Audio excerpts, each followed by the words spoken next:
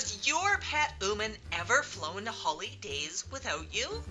Did they go on a va-CAW-tion without appropriate supervision?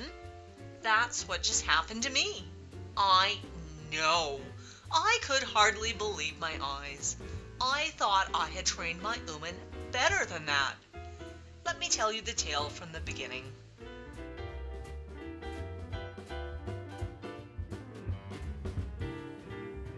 Hey, flockers!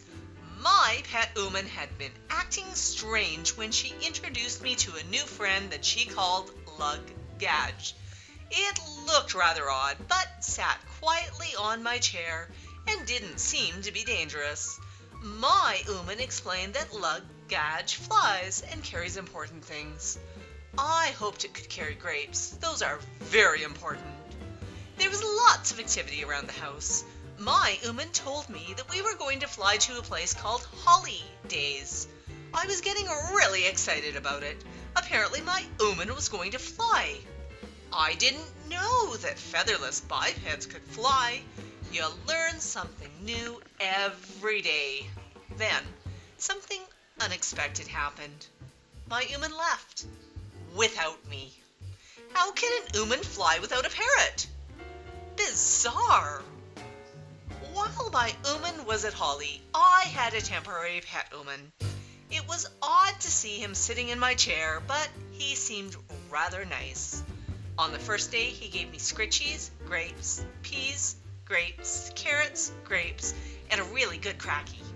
This seemed promising, so I decided I would keep him around. He understood the importance of lunch, second lunch, third lunch, and afternoon snack. I even taught him how to play fetch with a grape. Although my temporary pet hooman was nice, my hooman should have asked me first. She certainly had some splaining to do when she got back. I found out she'd flown all night and landed in a part of Holly called Lunny Dun. Her arms must have been really tired after such a long flight.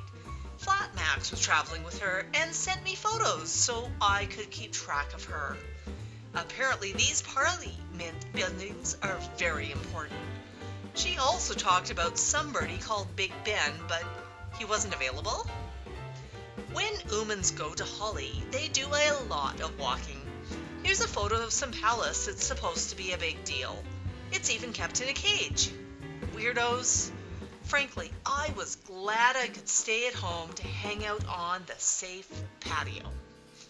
Maybe my pet hooman could invite the people that live in the palace place to visit me and bring grapes. On to the Tower of Lunny Dun. Oh my bird! What was my hooman doing? There were other birds in her photos, birds that are not flock. Did this mean she was cheating on me?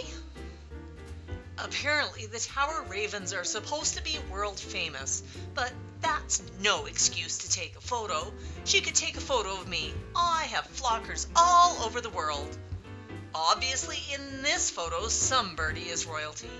Flat Max visited Audley End House and Gardens. I understood there was some sort of unfortunate incident in the taxidermy gallery upstairs where my double had his eyes covered. Something about toucans? There was also the unfortunate traffic jam where my double was left inside a zipped purse for hours.